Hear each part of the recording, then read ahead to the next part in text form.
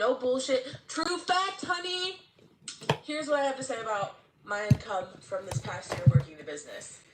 I was like, I want to say, just like remembering what I logged my taxes as this year. I was about like $300 short of breaking even my first year of business. And you want to know what I know? Is that takes on average like 2 to 3 years for a small business, online or not, to get the return on investment back. That's a lot of time to invest, and some people aren't here for it. If you're not a business person, you're not going to be here for it. You're not going to enjoy that. You're going to want that instant gratification and that instant paycheck. And what I'm here to tell you is that that's not for everyone. Similar to how your fitness journey is. Dude, I need to find some tape. You're not going to lose 50 pounds in a month. I'm sorry. It's not going to happen. It's not. You invest in yourself. Dude, it takes time. The whole stream's just gonna be me trying to figure this shit out. That is so sad that she's like, yeah, I was about $300 short of breaking even. Meaning that she lost money being a Beachbody coach, okay? Not an uncommon story, most people do. But then she goes on to say that it's because of my own laziness. Did you catch that? It's because of my own laziness that I didn't break even. Gosh, like that just kills me. It kills me. Because if you're here and you're watching this video, just wait on it. Know, it's not about work ethic. It's not about effort and energy and time. It's just a mathematically impossible money-making scheme that this person's gotten roped into, and it bums me out so much when people blame themselves for not being successful. And honestly, it's not your business how much money I make, but I'm willing to put all that information out there. I'm willing to roll out the red carpet. Hey, I'm trying to figure out how to balance this right now. I want you to know. I want you to know that I'm fucking real and true into this. I actually do have 2 hands, I can walk away from this business without making a single dollar. You're able to see but shit, you know though. what I do get? I get but it's not falling apart. That's all that matters. Amazing friends and ladies that I get to see in a month from now in Arizona. You know what else I get? I get a fitness transformation. I get a whole lifestyle change. I get a meal plan that I absolutely love and is non-restrictive. I get to feel so freaking good in my body that it's unreal. Now, granted, I could probably achieve all of that without being a coach, but that's what it took for me to get in this place in my life. That's what I was gonna say. I was waiting for her to like take a breath so I could pause the video. But yeah, you don't need Beachbody to achieve any of those things. Go take a trip to Arizona with your girlfriends if you want. Start a workout program. Eat better. There are endless free resources on the internet to help you with those things, and you do not need to join an MLM to achieve that. But backing up just a little bit where she's talking about how it's nobody's business how much money she makes, I kind of don't agree with that, actually. I don't agree with that, because if you're in an MLM and what you're pitching is an opportunity to make money, I feel like there is an obligation or a responsibility to be open and upfront about what you're actually getting out of the opportunity that you're pitching to people. Now, of course, there's all kinds of policies and procedures with income claims, and the reps can't specifically say, like, this is how much I make and things like that. But that's the reason that income disclosure statements exist, and that's why they're important to look at, so you can get a realistic idea for what people in these companies are making. And from the story that I read, this person made a post saying that they made $1,000. So she did kind of put it out there for people to question, to inquire about, or in this case, to disprove by saying, hey, you made $1,000, but once you factor in the costs that you've spent, you actually lost money. And here she's admitting, oh yeah, I actually did lose money. Hi, Flora from And for some people, that's what it takes. And that's my job, is to help other women find their passion, fuel it, ignite it, be that woman they want to be that bitch, be that bitch, their spiritual awakening. It cut me off again, and I'm trying to get warmed up at this point. But ending sentiments and last thoughts is that this is not for everyone, and that's okay. But if you have any questions or really want to dig into the numbers and nitty gritty and see like what it takes to do this business, like get at me, because I can tell you right here on my story for everybody that you can easily make. Yeah, there's not much to say about my art. Back if you're not a lazy shit like I am. But you gotta do it because you love it first. Otherwise, it's not going to be fun. All you're going to focus on is that paycheck. Every investment is going to be like, what the actual fuck am I doing? Why am I wasting my money? You got to find what you love if you want to make it a business. And for me, that's coaching. Again, it's not the path for everybody. And it wasn't my path for the longest time. I shouldn't have drawn the hand so detailed. Why haven't I even gotten the face and, yet? Like, grind somebody and grill someone like, oh, well, you didn't make any money back, so that's a fraud. Well, tell that to all the other thousands of small business owners who probably still haven't made their return on investment back, but are still choosing to show up every day because they love it. Tell them that. So, anyway, we get fired up about the things we're passionate about around here. We get that crap out of energy, and I don't apologize for it. So, anyway, happy Wednesday. I'm going to go to work right now, and then have an awesome day. Yeah, I'm going to erase this. What a treat that I'm going to start over. Thank you for sending that to me. And because she keeps wanting to compare herself I always to do being a this. small business owner, It's so caught up in one thing aspect, and then I forget I haven't drawn the base she's yet. saying that lots of small businesses fail too, and they don't make their money back either. According to the U.S. Bureau of Labor Statistics, approximately 20% of new businesses fail during the first 2 years of being opened. Okay, so within the first 2 years, 80% are successful, 20% fail. Now compare that to being an MLM, where over 99% of people who join an MLM will lose money. Not the same thing, not at all. And then the end of this email says, unrelated, I attached a recording of voice memos I got from some random Mod 8 hun who I've literally never met. Too funny. I think I'm gonna save those for potential top fails in the future. But that's fun. I like it when you attach like photos or videos to go along with your story. I think that makes it so much more interesting. We got like a little mini top fails reaction in there. I love it. Alright, this next story says, hello Hannah, I started following you because I also sell on Poshmark. I never thought I would get so interested in the anti-MLM videos until you began sharing. However, now I find myself searching for anti-MLM content when I hear of another company. I love this so much. I've had a lot of people be very supportive in the shift from Poshmark stuff into anti-MLM stuff. I posted Poshmark videos for over a year, and just in the past couple months I've been doing anti-MLM primarily, and so I love that people are like, I had no idea what this was, but because I watched your channel for Poshmark stuff, I click on these videos too. And that's the best thing to hear, is when people are like, I had no idea what this was or how bad MLMs were until I watched your stuff, and that makes my day. First up, Avon. I remember our Avon lady coming by our home in the 1970s and sharing new lotions, new scents, but getting samples from her just made our day. I'm actually stunned that this company is still around. Like I said, they stand the test of time somehow. Over my many years, it seemed that there was always some type of MLM floating around in our lives. Amway, Mary Kay, Pampered Chef, Cutco, New Skin, Arbonne, Monat, Party Light, Pure Romance, Scentsy, Visalus? Visalus. Never heard that one. doTERRA, Prove It, Young Living, and the list goes on. I will admit that I have been a habitual signer-upper with these companies. Most likely, I should be going through some type of therapy to find out why I have continually signed up. How's that for finding my why to all the Huns out there? I love it. You're killing me. But it's not your fault, right? If you're not sure about the damage the MLM does, all you know is all the great things that are promoted about it, right? People sign up because they want more money, they want more time on their hands, they want something easy they can do from home, and the products are cute, and whatever it might be. Pretty much until the past few years, anti-MLM stuff has not been a thing. There haven't really been people speaking out on a magnitude of this level until just recently, so please don't blame yourself for that. I'm aware of how MLMs work, but some days you just fall prey to thinking you really could make money. I signed up for Party Light, some romance company, 31 bags, doTERRA, Young Living, etc. I fucked it up. I shouldn't have messed with it. Starter kits for a cheaper price and was never able to build a successful business. You know what's funny is I heard this term recently. I heard somebody talking about it on like someone's YouTube video or some podcast, I can't remember, but they were calling people who do that, who sign up to get the good deals on the different like starter packs, kidnappers. Like you're buying the starter kit.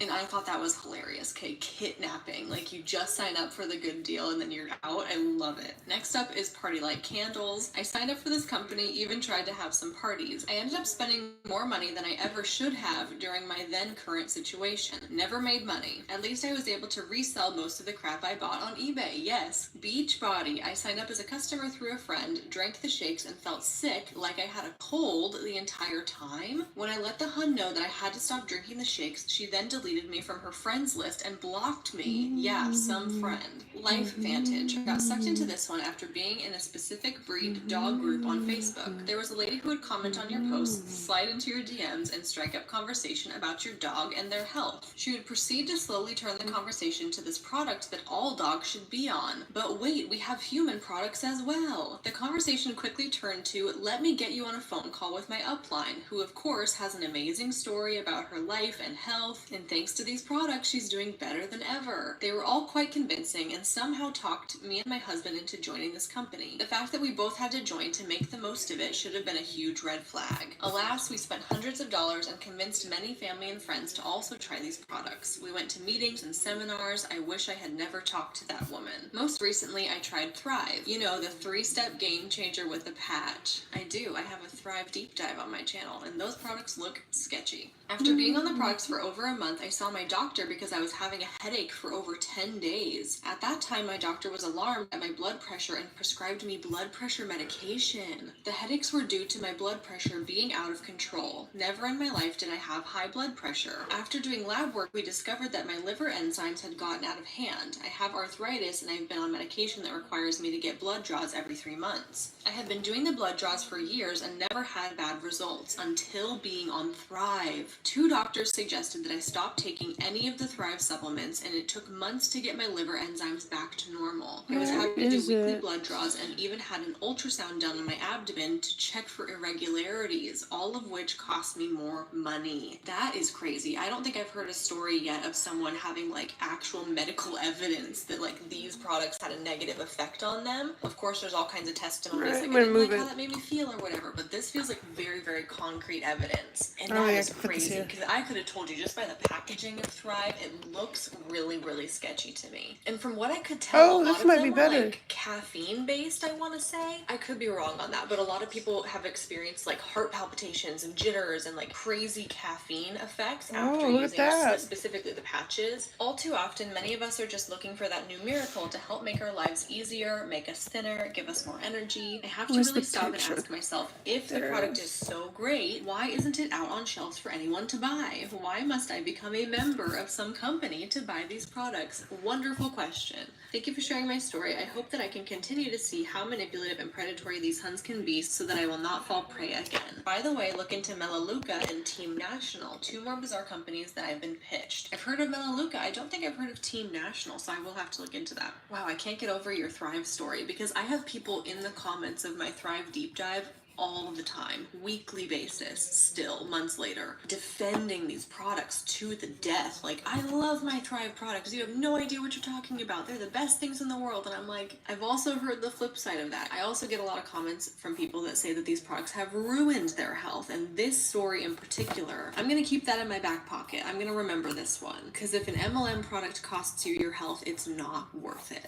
And moving on to the next story, this one says, "Hi Hannah, I never thought I would have to share these stories, but watching your videos makes me think that my 2 stories have to be said for once. Just please don't mention my name. I also want to point out that I'm French and my English may not be perfect. No worries." I keep rubbing into this paper. First story is called "The Student Job That Almost Destroyed Me." To give you context, it was in 2014. I was a journalism student in Canada. Now I'm a teacher working on a thesis about sign language and preschoolers. I love that. I used to have an internship in a preschool where a lot of the kids in my class were nonverbal and they were relying on like visual cues and a whole bunch of different special tools to help them communicate, and so I love this, using sign language. That's amazing. I knew no one in Canada. I was 19 years old and extremely shy, so finding my first summer job, besides when I was coaching horse riding in my former club, was extremely hard. I had no CV, had never done a cover letter, and was far away from my parents. Well, I guess you could see that it was already a difficult situation. So one day I found a job offer that was about selling phone and internet services. No CV was required, nothing. So I sent an email, and guess what? I got the job. Weird, I know. Red flag number 1. I went to the job interview where they explained that there was no base salary, but income was easy to make. Red flag number 2. I got to meet my leader and noticed a really weird thing. Every person in this company was an immigrant. Not so weird in Canada, but still, no Canadians in a company based in Canada. In fact, the job was just to sell door-to-door products for a very famous internet company. Every time that you made a sale, you would gain an amount of money that was ridiculous, and your upline would get a part of that money. I think my maximum paycheck was like $150, but $0 was my main income, to be honest. I had to walk a lot of kilometers each day, alone or with a friend that was in the same trap as me. To be honest, it was horrible, and yeah, people had ranks. I don't remember the name of mine, but I remember names such as leader or team leader. I also remember that this company shut down before I left Canada, which means a year later. I quit the job before my semester started again. They tried to push me to keep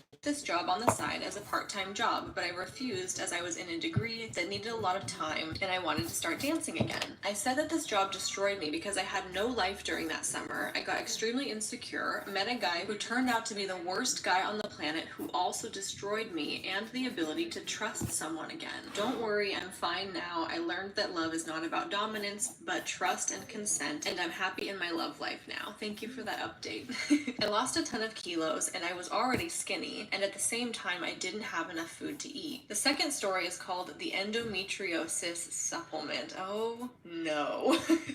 I am scared. This story happened when I was in the process of being diagnosed with endometriosis. First, if you have endometriosis, you are not alone. I'm lucky to live with endometriosis without any huge problem now, but that was not the case in 2017. To give you an example, the pain would make me faint easily, so I don't remember how this guy knew that I was struggling with the treatment, but he knew. And this guy used to be a part of the company that we talked about previously. Yeah, another MLM person who jumps on and off on MLMs. One day he talked to me and said, "How are you with your endometriosis?" I replied that I was taking care of it and was starting to see results, but we needed to see if it was endometriosis or not. Remember, we talk about a disease that not a lot of doctors know about and actually has no cure. And he went, "Well, I'm in a company that sells supplements, and one of my clients had great results for curing endometriosis. You should try it." Of course, I said no and told him that I would only trust my medical team, which specializes in endometriosis. As you should, okay? If you have a serious health condition, please only take the advice and the direction of healthcare professionals and not people that are trying to sell you something from an MLM, for God's sake. He tried to convince me again, and I ended the conversation with, "Do you have any medical degree? If you think you found the remedy to a disease that concerns 1 of 10 women in this world, it's your job to report that to any doctor and scientist that you know how to help save lives." Good for you. That is the best response. If you're hiding a cure, you need to report it. That's amazing. He replied that if he did that, it would, quote, "end big pharma business." I blocked him right after that. Last message, if you have endometriosis, it's possible to live a great, almost normal life. Just trust your doctor, not someone that doesn't even know how this disease works. And if you have period pain, say something. Don't stay alone. That's it. I have a ton more stories to tell, especially with Herbalife, but these two are most important to be shared. Love and continue to do your job. It's important. I think that that's a great message. Thank you for sharing your experience with your health condition. I'm so happy to hear that you feel like it's under control and you can still live a happy, normal life. And you said it perfectly too, okay? Do not trust people that only have a financial interest in getting you to purchase their products, okay? Be an advocate for your own health and see professionals who specialize in whatever it is that you're dealing with. And you say you have more stories with Herbalife. If you would like to, I would love to hear them. If you're willing to send them in, I think that would be great too. And on to the next story. This one says, "Hello, so my grandma is part of Amway. She was holding parties for it with her friend who got her in the 70s and 80s. She didn't tell me too much. I asked if it went well for her, immediately worried. She said she sold a lot. She had many people buying products from her. They even brought her on a trip to visit their, quote, all-natural vitamin farm to show them how their vitamins are made because that was a big seller for her. She still takes them daily and will buy me omega-3 from them and other stuff like that. I politely take the bottles from her. She's my grandma, you know? She's a very sweet and naive Christian lady, so they could have told her anything at that place. If I get more details or photos, I'll write in again if wanted." She's not even aware what MLMs are and is convinced that Amway is not a pyramid scheme. I feel if I bring it up again in that way, she would get offended. What I'm about to say is a complete overgeneralization, so please excuse me. But I do feel like people of the older generations who especially are like in Amway or Avon or Mary Kay or, you know, like the older ones, Tupperware, Pampered Chef, things like that, because they've been around for so long across generations, I feel like that gives them this sense of legitimacy almost. And I do feel like it's harder for people in the older generations to recognize how it could still be a scam if it's gone on for this long. Does that make sense? In other words, I feel like trying to convince our grandparents or our great-grandparents that these things are scams and that they are pyramid schemes, it's not going to get through to them maybe in the same way that you could explain it to somebody of a younger generation. She told me she stopped selling years and years ago, but buys from their catalog monthly. That really bothers me because she thinks their products are superior to other products and they sell concentrated products like laundry soap and dish soap called LOC, so they last longer, so she says. She buys them religiously. Then I had a group of friends who I partied with when I was in my early 20s, and we all got clean around the same time and stayed clean too. Congratulations. All separately, but we stay in contact through Facebook over the years. So after I had my son, I got in contact with one of the girls who had a kid near mine's age. We would go on walks together together with our kids and she would bring up Monat casually, talking about how great the products were and how the company was great for her schedule. I didn't think much of it except for thinking that she was telling me about her life. Plus, I knew it had pyramid scheme vibes, so I never asked about it. Eventually, I missed one walk, then she missed another, and we never really met up after that, except social media likes and comments. But now her whole social media is taken over by Monat. She posts the regular Boss Babe style inspirational MLM memes, currently a slew of Black Friday deals where it looked like curling iron for $139. The others were scentless apple cider $139 is not a Black Friday deal. Gummies, way overcharged. Yes, I'm filming this on the 30th of November, and so we are just coming down from the Black Friday, Cyber Monday craziness, and the MLMs are going insane. Monat had like tons of holiday kits, all kinds of assortments, all kinds of hot tools. And you know who the main people were that were purchasing all these products? The reps themselves, okay? People outside the company don't buy into these things because even though they're discounted and they're bundle deals, they're still so expensive. They might be cheap by Monat standards, by Monat retail pricing, but they're still not a good deal. Like, people are not gonna flock to Monat to buy the hair care sets and stuff like that. It's craziness. Then one day, she did tell a story all about her life and trauma. I thought it was strange and out of the blue, but whatever helps you heal, I thought. We went through a lot of the same stuff: family drama, drugs, and what comes with that life. Now, I'm totally convinced it's part of her Monat training because she follows that book to a T with everything else mentioned on your channel. I wasn't aware that that was a tactic until I heard it mentioned here. That's wrong to come off so vulnerable just as a sales pitch. That makes me very happy to hear that through watching these videos, you're kind of seeing like the back end of these tactics and what they're trained to do,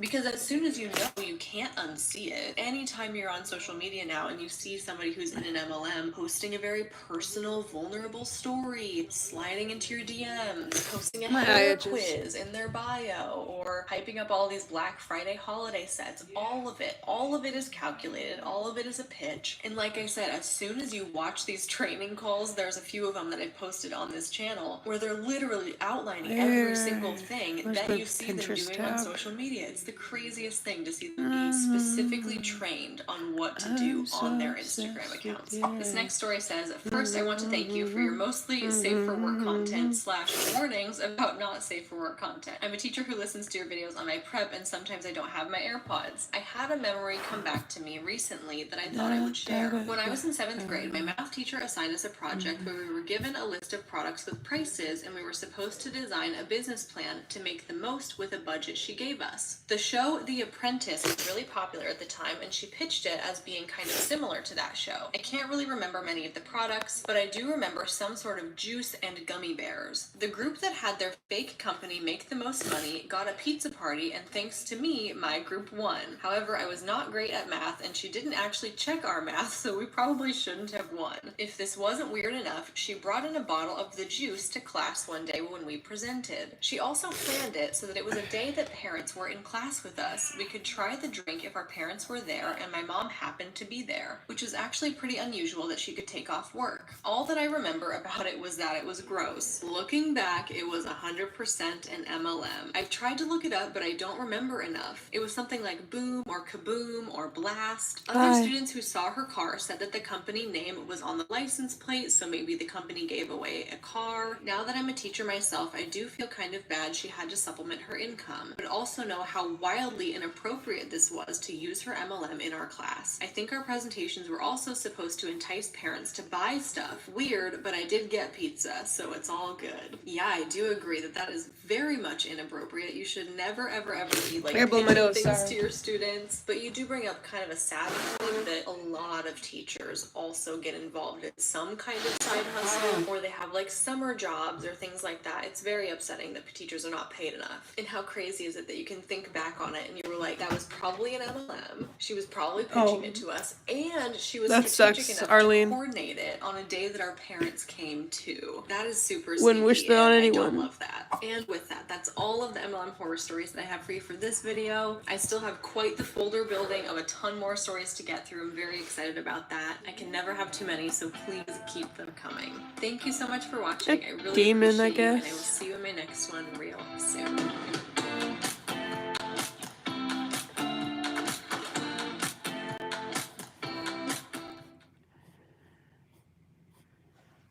Gotta change the video.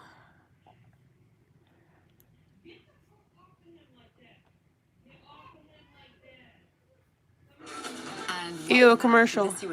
Let me mute that. Thank you, Rich Thoughts.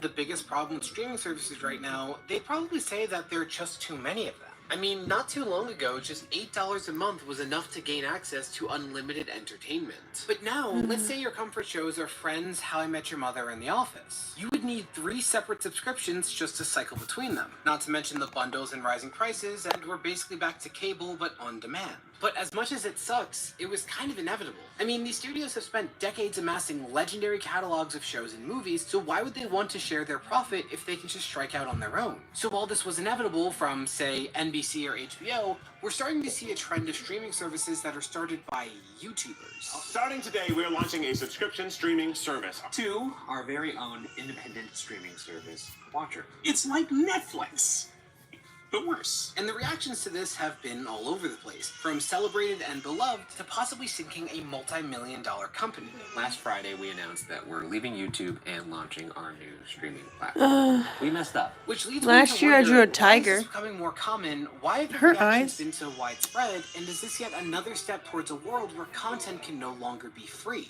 Now, all of this, of course, revolves around YouTube. See, YouTube basically has a monopoly on creator-driven video content, to the point that any possible competitor has had to make their content very niche so that it can offer something YouTube isn't. And even then, YouTube has historically responded to this by just adding that form of content, having borrowed from TikTok, Twitch, Instagram, Twitter, and Snapchat. But this monopoly exists thanks to, well, Google. As the owners of YouTube, Google has far more resources than any other competitor. Also, YouTube offers the most creator-friendly ecosystem, with far better monetization and long-term stability for creators than any of its competitors. TikTok has gotten to the point where it is almost not worth it to make high quality videos. You've almost certainly seen this video over here, which is currently sitting at 36.5 million views. Currently, I've made $1,800 from it. And my most recent video, 3 cents per 1,000 views. This is unfortunately gotten to the point where this is just not really sustainable. So if you're someone who wants to produce long-form content, you basically have to use YouTube. But much like with any monopoly, that comes with problems. What if YouTube's methods of monetization are insufficient for what you wish to produce? Or what if YouTube's advertisers disapprove of your style of content? Not to mention that the production values and budgets of YouTube videos have only gone up. Every day the 2 of you survive in this wilderness, I'll give you $10,000. Hope you brought enough money, man. We're here for the long run. And all of this has led to some creators wanting to cut YouTube out of the equation, starting with college humor. You see, YouTube largely got its start with short, easy-to-digest videos, so sketch comedy quickly dominated the platform, with names like Fred, Smosh, Ryan Higa, Shane Dawson, and of course college humor leading that charge. And college humor in particular found a lot of success, basically becoming YouTube's version of SNL, with a large-scale production, private studio, and revolving door cast of Looking at a picture, I have a reference. Both write and perform. But since then, YouTube has changed in 2 major ways. First, as they became a mainstream distributor of videos, any content deemed unsafe became less and less viable because YouTube was beholden to advertisers. A bunch of advertisers fearing backlash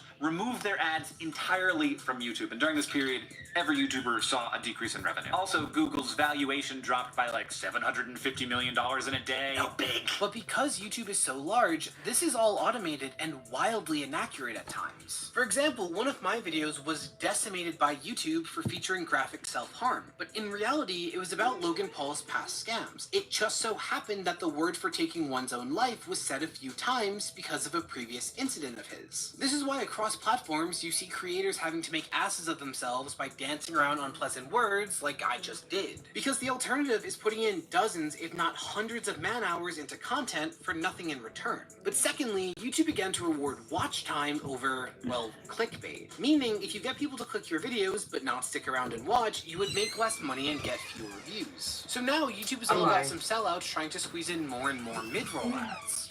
If you have YouTube Premium, I just played a mid-roll ad there, implying that I, too, am a sellout. But while this discouraged the insincere clickbait that YouTube was infamous for, it also punished shorter videos, particularly sketches. So sketches that required multiple people on payroll to produce just weren't feasible anymore. Enter Dropout. How do we produce the shows we want and you want without watering them down for advertisers or networks? The answer is by going straight to you. Today we're announcing Dropout, our new subscription service. Yes, Dropout marked the start of what was once College Humor transitioning into its own streaming service. And while College Humor was known for tightly scripted content, Dropout became known for various shows that were unscripted, ranging from Dungeons & Dragons, Say hi, Trumpet Heroes.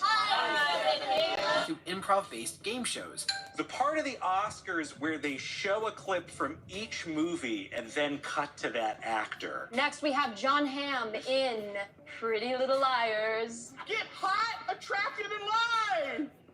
And while the cast of the old sketches would be the foundation of these shows, the sketches themselves were slowly phased out as ownership of the company transitioned from corporations to Sam Reich. I started running College Humor's video team 10 years ago when I looked like this.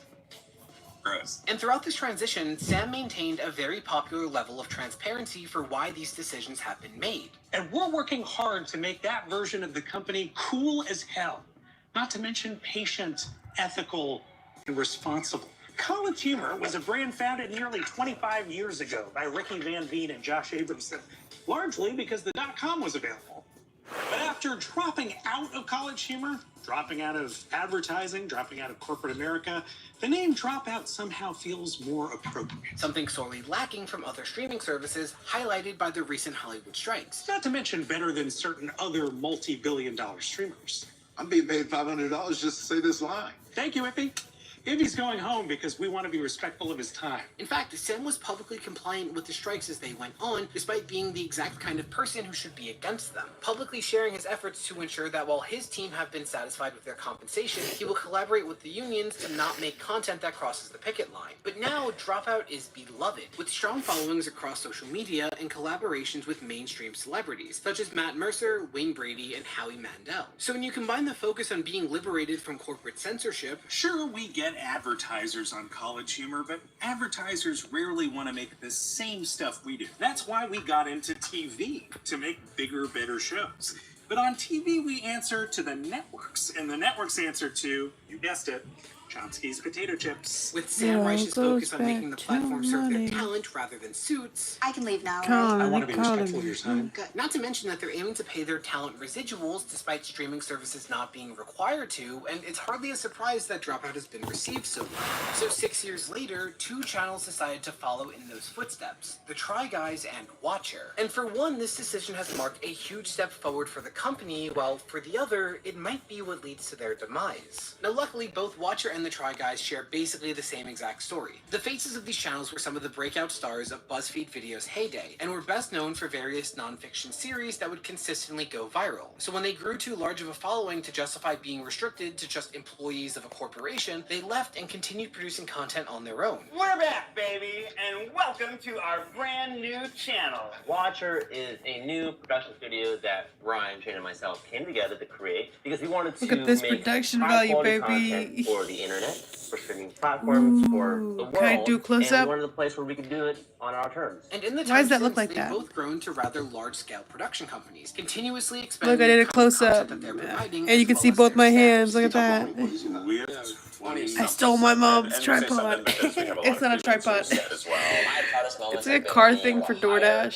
She doesn't know how to use it, so I snatched it out. Snatched. 3 to 6 to 10 to 20 to 25. Then they both announced their Snatched it up. intentions of launching their own streaming services, with Watcher on April 19th, 2024, You know, maybe this is and me the being Try Guys just a unfair, month later on May 22nd. but Now, all I three of don't these give a announcements damn shared about these the streaming idea services. that YouTube was no longer able to fully Thought about support the getting visions of Dropout, these but it's creators. like, it doesn't seem, it doesn't feel worth it. television shows aren't meant for YouTube. Perhaps we should find a different place that's better suited to the content that we're making. Without any I can't wait to eat corporations, Alfredo. networks, or advertisers to muck it up. Lots of creators benefit from that algorithm. We have benefited from the algorithm.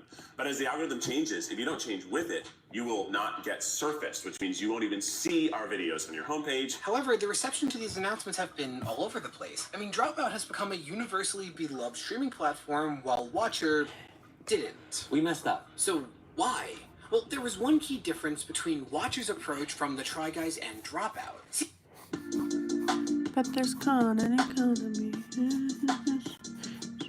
You can rent an apology. The people back in the... See, Dropout and the Try Guys were aiming to supplement the content they were making on YouTube. So if you didn't pay for the service, your experience would go unchanged or maybe even improved. Look, I get it. A lot of you aren't going to want to pay for this, and that's fine. We'll still be releasing all of the free videos we normally do. In fact, we'll be releasing many free episodes of our new shows, for instance. So this should be a win-win for everyone. Now, we're not leaving YouTube. You're still gonna get all the free stuff you're used to seeing right here. But on second try, you're gonna get early access to old favorites. Uncensored content that YouTube won't allow. Oh, exclusive new stuff just for you. Well, Watcher, they literally titled their announcement, Goodbye YouTube. But at the same time, this is our final goodbye to YouTube. You'll still occasionally see us on YouTube. We're going to post trailers for our shows there. We're going to have the season premieres of all of our series on there. But if you want to watch the full seasons of all of our content, the streamer will be the exclusive home for all of that starting May 31st. Honestly, I didn't even finish that video. I didn't finish Goodbye Watcher. I heard them say, goodbye, we're going to streaming service, and I clicked out. Transitional period where you'll still be able to access content on YouTube. You know, I was like, okay. First, you'll need to become a member of our streaming service to access full seasons and new releases. Which Watcher later claims was never the intention, but either way, the shows that were up until this point free on YouTube would be placed behind a paywall, leaving their YouTube as just a place for them to put season premieres. And it makes a lot of sense that the Try Guys took such a similar approach to Dropout, considering they were in direct contact with Sam Reich in order to ensure they didn't mess this up. I want to give credit in every interview at least once to Dropout, because I think they paved the way for this model. Sam Reich was extremely gracious in giving us his learnings and saying, hey, here's what we got right, here's what we messed up. And crucially, the Try Guys stated that all series that have been released on YouTube would continue to be. They would just be released a little earlier on their streaming service. And if YouTube is still the best way for you to watch us, we get it. So all the shows you're used to seeing here will still be here. All of our shows will still be here. Sometimes a little later, sometimes a lot later. And only their new series would be locked behind the paywall. And all of this worked. Even with them announcing at the same time that Eugene was leaving the channel, the reception has been a pretty positive one. With the most scathing sentiment being, this seems unnecessary, but hey, I could just stick to YouTube, so no harm done. So only Watcher faced universal backlash, but why? Lots of production companies put their content behind a paywall, so why would it be a problem now? Well, with content creators, there's very much a mindset that they are personally indebted to their viewers. And on some levels, that's a pretty fair take. If you become a millionaire from producing free content, it means that came exclusively from viewers supporting you. It's kind of the same mindset of rewarding your loyal customers, but in this case, your customers are paying you with their time. It's the same reason that many YouTuber controversies are taken very harshly by viewers. It's seen as almost a personal betrayal, especially if someone was found to abuse the power that their viewers gave them in the first place. So in the case of Watcher, they were able to break away from a corporation and build a successful company completely due to the committed support of their viewers. And they basically rewarded that by waiting until they got big enough so that they could immediately lock those viewers out of watching their content. And it was made even worse by the specific actions of the group. For one, they downplayed the monthly cost by saying that it was something everyone could afford. You can become a member of Watcher for $5.99 a month or $59.99 a year. We want to keep the price low enough where anybody and everybody is able to afford it. And considering how we're at a time where most young people are struggling financially, our rent prices are up, our insurance prices are up, our food prices are up, our gas prices are up, our baby food prices are up.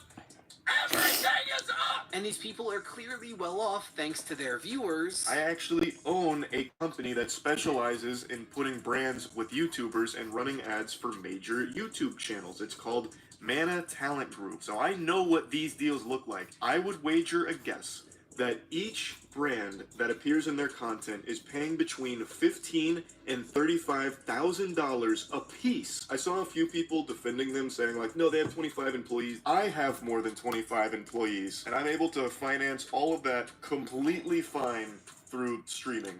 And my streaming numbers are nowhere near as lucrative as their Patreon numbers. It's not even close. Theirs blows me out of the water. That really rubbed people the wrong way, to the point that Watcher later had to acknowledge this moment directly. We also want to deeply apologize for our ignorance around the impact of the cost. We regret stating and implying that it's a price that anybody can afford, and we fully acknowledge that it is not. We didn't take the proper consideration for how this cost would affect you, and hope you know that we are taking this as a serious learning experience. And throughout their announcement, Watcher's attitude almost feels like they think they're doing their viewers a favor by paywalling their content. As sad as it is to say goodbye to YouTube, it's the right thing to do. But you know, all this to say, you'll still occasionally see us on YouTube. We're going to post trailers for our shows there. We're going to have the season premieres of all of our series on there. But if you Y'all wanna see watch that? the full season, All 0 of y'all. Can y'all see that? the streamer will be the exclusive home for all of that starting May 31st. Steven, talk about money. What a weird, wonderful idea. What a weird, wonderful idea that would be. Which is why I think our content doesn't necessarily always like trend. We've trended quite a few times, okay? But that's never, that's never our goal. And I think by that token, YouTube has never been like the perfect fit for us. First of all, bigger and better content. And when they talk about how Ooh, they I'm really understand if you hungry. stop I'm gonna watching eat their after content this. now, it comes off as them thinking they'd have the right to be mad at you, but are being the bigger people. In all seriousness, we really couldn't be more excited for you guys to join us on this next chapter, hopefully. We'd love for you guys to come along with us. But at the same time, this is our final goodbye to YouTube. And if it's our goodbye to you, I hope it's not, but if it is, I do want to say thank you for supporting us all along the way. Like, it just feels like it lacks any humility. Whereas with Dropout, Sam Reich has maintained a pretty self-deprecating tone when talking about the price. It's like Netflix, But worse. and cheaper. Look, I get it. A lot of you aren't going to want to pay for this, and that's fine. We'll still be releasing all of the free videos we normally do. In fact, we'll be releasing many free episodes of our new shows, for instance. So this should be a win-win for everyone. But for those of you who do subscribe, I've been we'll be drawing working since like middle tirelessly to make it school. worth your while. If you like college humor, Nothing and wanna really support us, inspired sign up for me. Trial. I like to do it at art. Low price of 0.005% In art class. of my So now I just student keep loan doing debt. it. Sign up for your free trial today. Then pay after that. I need it. If you like college humor and want to support us, sign up for Dropout for the low price of a whole lot of straws per month. And what makes this even worse is that one of their founders, Shane, has made several anti-capitalist remarks in the past. Essentially, no victims here. Yeah. Aside from the rich people they stole from. Hey, look. Steal from the rich. Do it. You're a Robin Hood. Be Robin Hood. You're stealing from largely what? The rich? So yeah, whatever. Steal from them. I don't care. Is stealing bad? Probably. Depends who from. I'll tell you, when Gen Z starts lopping people's heads off. Lopping people's heads off? Why would they do it? They're gonna. For what reason? For many reasons, Ryan. Am I missing something Yeah, here? I'm just telling you, we're on the menu. And even in their announcement, he struck some as being uncomfortable with this decision. And look, you can share it, with your friends. That's true. What are we gonna do? So that also just rubbed people the wrong way. Like, Dropout's channel did eventually stop posting sketches, yes, but it was because of the aforementioned costs of making that content. It wasn't viable at all, so they eventually stopped producing them after they had to change ownership. That is very different from them taking the sketches and locking them behind a paywall. Also, both Dropout and the Try Guys have emphasized that this change would allow them to showcase a much more diverse cast. The algorithm is not going to serve someone else's face and a thumbnail with a title with someone else's name doing something that we don't do. Now, one of our long-term goals has always been to use the privilege of our platform to expand into a wider cast of diverse voices. So we like to think that we're not really losing Eugene, but we're gaining so many more perspectives that deserve the opportunity to shine. As YouTube's current algorithm often punishes channels that try to post multiple formats with multiple hosts. Take the Theorist channels, who used to have a slate of multiple shows running, but now only have their flagship on each of their channels. While yes, channels like Smosh Pit have shown that it can work, it took quite a while for that to start paying off and is far from guaranteed. So, here's when Smosh Pit actually got to a place where I thought it wasn't going to be around much longer. It was not getting good views around this time. So they wanted a show of like every genre on one YouTube channel. Or every personality. That's and every kind of personality. What I was thinking. You were kind of right, but that stretched this channel apart, and it was all so different that it wasn't getting good views because it wasn't like a consistent place, and it was like, what do you come to this channel for? But with Watcher, it feels more like a way to make more money and give some of their friends shows in the process. The advent of this streamer has allowed me to bring the gang back together. That's true. Adam, Your pals. Andrew, the old friends from Worth It. And while yes, this ultimately would help fund their videos, one of their series is literally them getting to experience bougie living since the rest of us can't. What word can you use to describe that? Exclusive. We just got to do something very few people ever get the chance to do. $24,000 airplane seat. That's what worth it is. Yeah. You get to play in the playground of life. A series that they're specifically relaunching on this platform. That's true. Adam, Your pals. Andrew, the old friends from Worth It, and we're going to be launching the spiritual successor, which is going to be called Travel Season. Also, they have a team of over 24 people, but they don't produce large-scale content that often, especially compared to YouTube channels with similar setups like the Try Guys. Hell, Watcher even said that they were going to start making their productions international. But we'll also be able to take bigger swings and go international, like we're going to the UK and we're going to Scotland. Which you could argue is you paying for them to travel the world, since they're unlikely to spend every second working. Welcome to Travel Season. The show where every season we travel somewhere new. This time we're going all the way to Seoul, South Korea, to eat and experience as much as we can. But most of all, do what we want to do. And they already had a successful Patreon where they were crowdfunding their content, which, yes, the Try Guys did too, but in the case of Watcher, the Patreon originally would not grant you access to their streaming service, meaning you would be funding content you weren't even allowed to see. We also want to directly address our Patreon community, who have played such a key role This in is supporting supposed us to be from the a- very beginning. This is supposed to be a All current prosthetic Patreon finger. members will receive a free subscription code to the platform.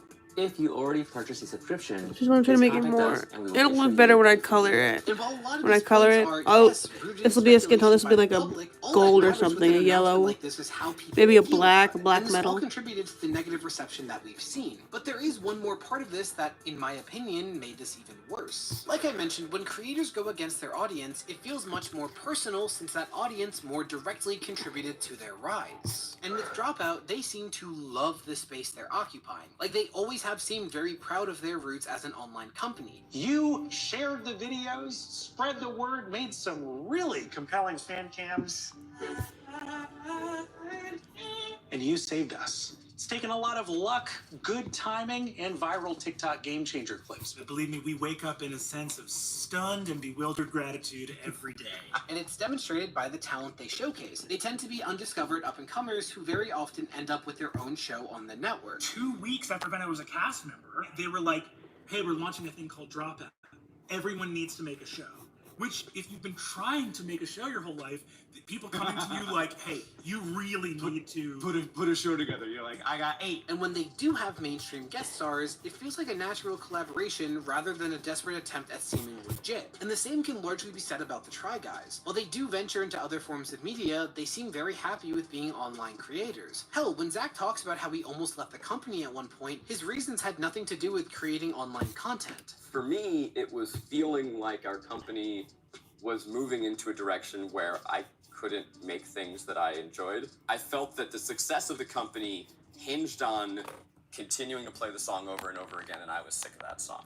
Then the world blew up, and I found a way to make it my creative identity again. Hell, even when announcing that Eugene would be leaving the Try Guys, Eugene went out of his way to clarify that he wanted to move on to projects that were different, but not better. My primary passions are writing and directing in the film and literary spaces, and that has never changed. And to hope to achieve any success in those spaces, gosh, it requires a lifetime of commitment. While yes, these projects are time-consuming, I haven't necessarily prioritized them because I view the digital space as somehow beneath them. This simply isn't the right space for me. But why am I bringing all of this up? Well, it's because when it comes to Watcher, man, their taglines always mention how they're making television caliber content that is released online. Everyone has different missions they're marching towards on YouTube. Ours was to make a television show. The goal was always to make television caliber quality content. It's the television caliber content that you know and love. And we feel adheres to a certain level of quality that you would find on, say, a Netflix or something like that. Usually, you're probably used to receiving television caliber quality content from us. Would you like to be on TV? Not quite TV. It's close enough. It's close enough. With television caliber. Television caliber, perhaps, but TV, not quite yet. Which kind of insinuates that traditional media is superior. Like, Watcher feels much more like a group that wishes they could produce for television, so they think they're doing the internet a favor by gracing us with their presence. We kind of wrote down the mission I'm statement. actually really proud of this one. We want to Sucks make no one's here to see it. more a platform where we can make unscripted television caliber I keep going to the wrong content tab. Goddamn. And to that point, I am so nobody thirsty. had quite done that. Full-blown developed shows had not been kind of a thing on YouTube to that point. And if you remember, people started crunching numbers and hypothesizing that Watcher's financial financial needs stem from mismanaged funds more than anything else. And I think it's this rather arbitrary commitment of theirs that demonstrates just how true that is. Like, producing content for television is much more expensive than for the internet. 6 and o'clock. generally speaking, spending more on online videos is going to come with a diminishing return really quickly. While doing this video, I've come across tons of watcher fans expressing that they were satisfied with, or possibly even preferred, the group style on BuzzFeed when they had